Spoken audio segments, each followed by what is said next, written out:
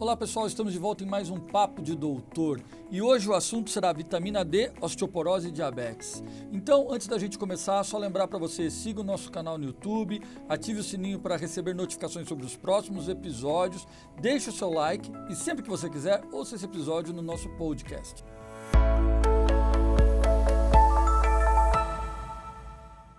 Bom, gostaria de convidar o Dr. Sérgio Maeda, que é médico assistente da disciplina de endocrinologia da Escola Paulista de Medicina. Dr. Sérgio, prazer ter aqui você conosco.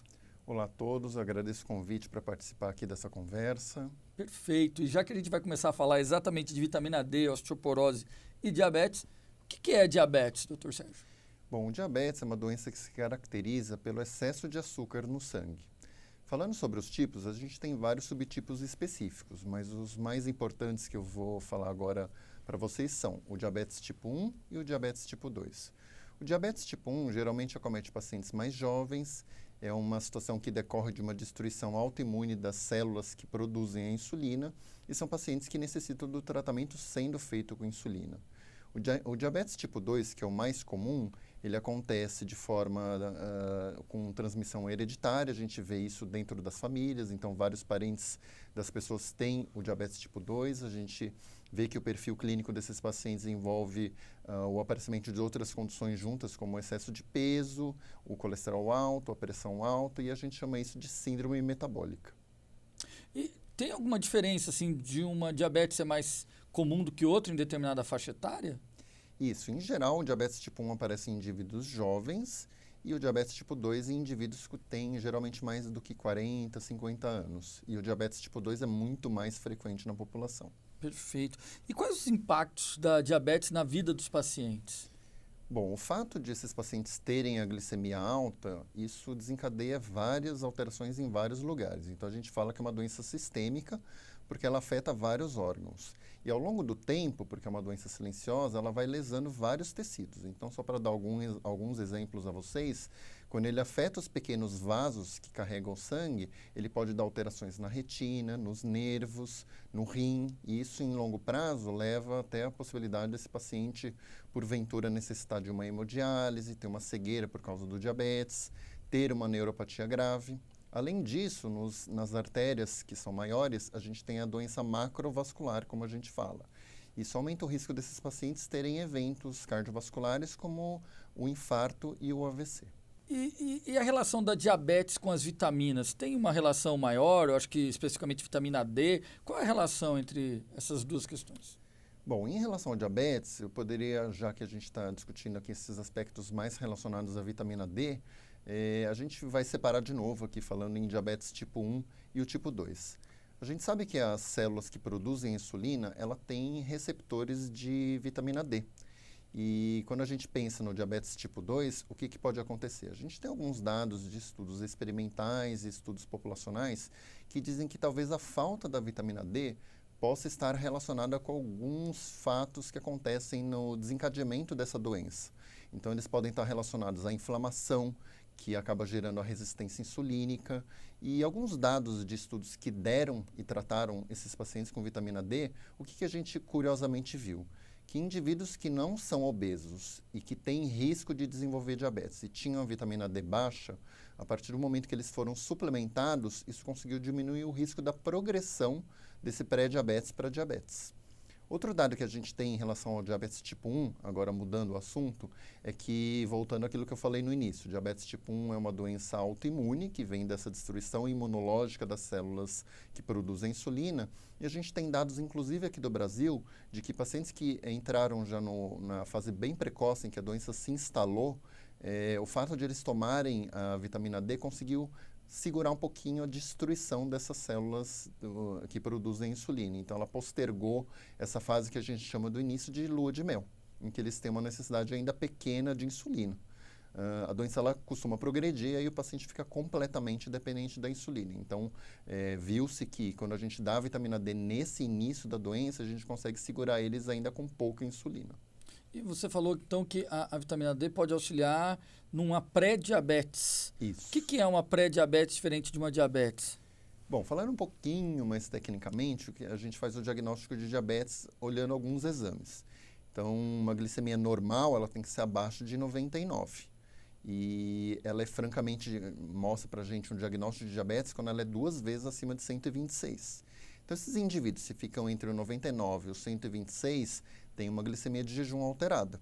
Outra coisa que a gente olha para poder fazer a nossa avaliação é a hemoglobina glicada.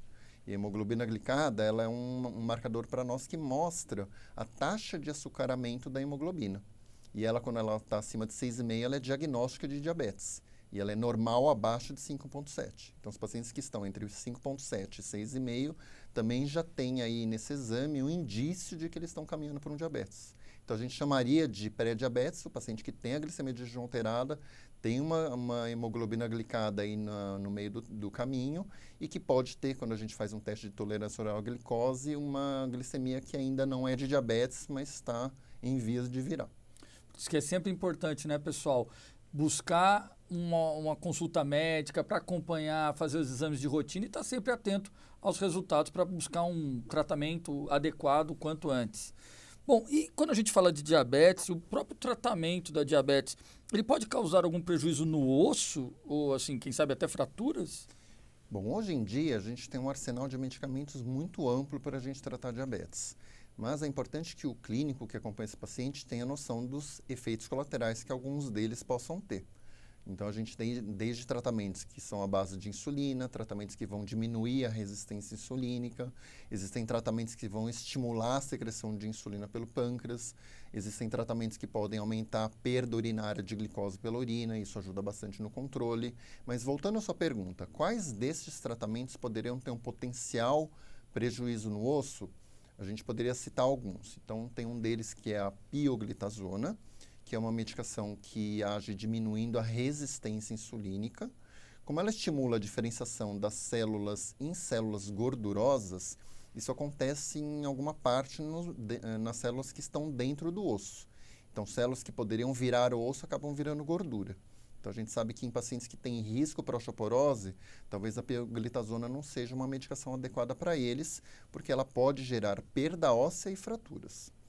Outra que a gente poderia comentar, os pacientes que fazem o uso de insulina, eles têm um risco potencial de ter hipoglicemia, porque dependendo se o paciente, por exemplo, utiliza uma dose alta de insulina e não se alimenta, existe uma queda da glicemia no sangue, e nesta queda, esse paciente ele pode ter um risco de queda aumentado, de cair no chão, e isso aumentar o risco de fratura deles. Então, a terapia insulínica, ela visa principalmente a gente manter a glicemia dentro de um alvo, evitando o excesso do açúcar, não deixar ele alto, mas também a gente tem que evitar com que ele fique baixo. E aí que é o risco de cair e ter uma fratura. E por último, a gente tem esses medicamentos que ajudam a aumentar a excreção na urina de glicose, que são os glicosúricos. A gente tem algum dado que mostra que isso poderia aumentar o risco de fraturas. Então, isso está se relacionado mais à canaglifosina, que é um desses medicamentos que a gente utiliza. Então, acho que o paciente que estiver usando ela precisa ter um pouquinho mais de atenção a potenciais riscos, não só o paciente, mas o médico que prescreve essa medicação. O senhor citou aí a osteoporose, né? O que é a osteoporose em si, assim, para o público entender e quais sintomas eu posso identificar? Bom, falando em termos simples, o que é osteoporose, pensem que o osso ele é uma estrutura que tem que suportar carga. Então, ele é a estrutura que vai proteger o cérebro, o pulmão, o coração, os órgãos da pelve, mas a gente não pode esquecer que ele também tem uma ação de ser um reservatório de cálcio e fósforo.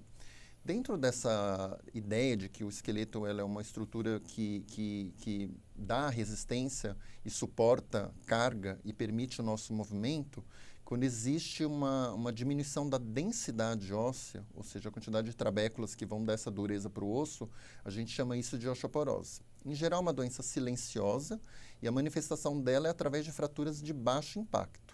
O que seria uma fratura de baixo impacto? Quando a gente, por exemplo, cai da própria altura e tem fraturas ou da coluna ou do húmero, que é essa região do braço, ou fraturas aqui próximas da bacia, por baixo impacto a gente chama isso de osteoporose. É diferente, por exemplo, se a pessoa cai de uma altura de 3 metros, a gente vai caracterizar que isso é uma fratura de alto impacto, que qualquer uma pessoa que não tem osteoporose ela pode ter. Então, resumindo, a osteoporose vai levar a fraturas de baixo impacto. Então, já que a gente falou sobre a diabetes, falou um pouco sobre a osteoporose, então, osteoporose e diabetes, pelo que eu estou entendendo, que você tenha dito até agora, elas podem estar relacionadas, então. Sim, podem. E aqui, de novo, a gente vai separar em diabetes tipo 1 e o tipo 2. Como eu disse anteriormente, o diabetes tipo 1 são pacientes jovens e que têm falta de insulina. Dentro desse perfil que esses pacientes têm, eles também são pacientes que têm baixo peso. E a gente sabe que quando a gente faz a densitometria óssea, que é o exame que faz o diagnóstico da osteoporose, em pacientes com diabetes tipo 1, a gente encontra eles com baixa massa óssea, que geralmente pode se traduzir por osteoporose. Então aí fica fácil de entender que o risco deles também está ligado ao fato de eles terem um osso mais fraco. O que é curioso é quando a gente passa para o diabetes tipo 2, porque são pacientes em geral que têm sobrepeso, obesidade, e quando a gente faz a densitometria neles, essa densitometria não é muito ruim. Mas a gente sabe que de dados populacionais que mesmo um paciente com esse perfil tem fraturas. E aí a gente começa a pensar por que um paciente tem diabetes tipo 2, que é mais gordinho, que não tem a densitometria tão ruim, teria o risco de fraturas. A gente sabe que dentro desse problema todo que o diabetes tem da glicemia, do açúcar ser alto no sangue, isso leva a alterações das proteínas que tem lá no osso. Elas ficam açucaradas e elas têm a sua função alterada também. E o fato de ter essas complicações que eu mencionei anteriormente, que são, por exemplo, a dificuldade de enxergar, que pode se instalar ao longo do tempo, a neuropatia, que aumenta o risco de quedas, tudo isso se agrega ao longo do tempo, que esses pacientes também têm risco de fraturas. São fraturas um pouquinho diferentes, porque eles acabam tendo fratura, às vezes, do braço, do tornozelo, mas que eles têm um risco aumentado. Se a gente comparar o tipo 1 e o tipo 2, obviamente o tipo 1 ele tem um risco maior que o tipo 2, mas o tipo 2 também tem risco de fraturas. Bom, então a gente já falou um pouco sobre a relação das vitaminas, especialmente a vitamina D com a diabetes. E a osteoporose, ela também tem uma relação grande com a vitamina D e também talvez com a vitamina K. Como que o senhor explica isso para nós? Bom, a vitamina D, acredito que todos já tenham ouvido falar nela, é aquela vitamina que vem da formação através dos raios solares que batem na pele, que vão levando a transformações na vitamina D, e ela vai para o fígado e rim e vira sua forma ativa. O que a gente chama de ações clássicas da vitamina D, elas estão relacionadas àquilo tudo dentro da esfera óssea. Então, ela ajuda a gente a absorver cálcio do intestino, ela modula a secreção do PTH, que é o hormônio que está mais ligado à destruição óssea. Então, se a vitamina D está em níveis normais, ela consegue diminuir o hormônio que destrói o osso, ela ajuda na ação muscular. Então, a ação benéfica da vitamina D envolve melhorar a saúde do osso e do músculo. Então, ela é fundamental para que o osso mantenha a sua estrutura. A gente sabe também da vitamina K que ela também tem uma ajuda no nosso corpo. Então, lembrando assim de aulas de bioquímica, para quem já teve a oportunidade de ouvir falar um pouquinho, a vitamina K tem como ações clássicas formar os fatores de coagulação lá no fígado. Mas a gente sabe também que ela ajuda a ativar a osteocalcina, que é uma proteína muito importante dentro do osso, e ela ajuda a mineralizar o osso. Então, a vitamina K, ela precisa estar dentro do nosso corpo em quantidades adequadas para também poder permitir essa mineralização adequada no osso. E, por fim, o que eu queria dizer em relação à vitamina K também é que existem evidências de que ela ajuda na saúde do vascular, dos vasos que transportam o nosso sangue.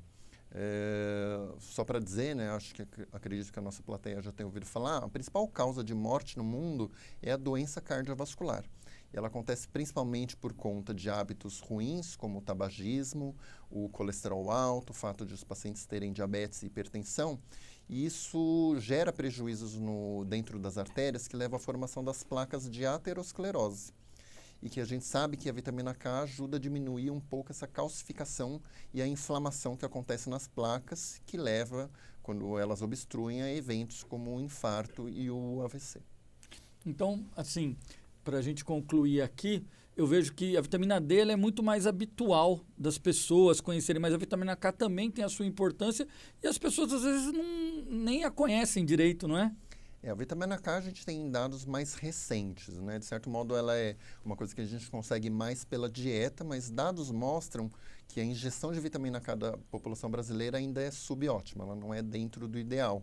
Então que talvez haja algum terreno para a gente corrigir esse distúrbio também. Perfeito. Perfeito. Bom, pessoal, então mais uma vez aqui o Papo de Doutor trazendo muita informação e conhecimento, né? Sem dúvida nenhuma, um papo de alta qualidade e você sabendo um pouquinho mais sobre osteoporose, diabetes e a vitamina D. Bom, doutor Sérgio, queria suas palavras finais aí para o nosso público. Bom, eu gostaria de agradecer o convite, lembrar que diabetes e osteoporose são doenças crônicas, elas estão ligadas também ao envelhecimento da nossa população. Eu acho que, tendo em vista todo o nosso conhecimento que a gente acumulou até o momento, pensando que a gente tem que ter não só longevidade, mas qualidade de vida. E para que isso aconteça de maneira que as pessoas consigam vivenciar as boas experiências da vida, vale a pena ter um acompanhamento médico e controlar as doenças crônicas que todos venham a ter. E isso inclui o diabetes e a osteoporose. Doutor Sérgio, muito obrigado mais uma vez. Tá vendo, pessoal? Mais um papo de alto nível, alta qualidade, sempre grandes aprendizados com profissionais experientes e que sabem muito para lembrar você da importância de cuidar da sua saúde. Então, siga o nosso canal no YouTube, ative o sininho para receber notificações, deixe o seu like e sempre que quiser, vá lá no nosso podcast e ouça esse episódio. Até a próxima, pessoal!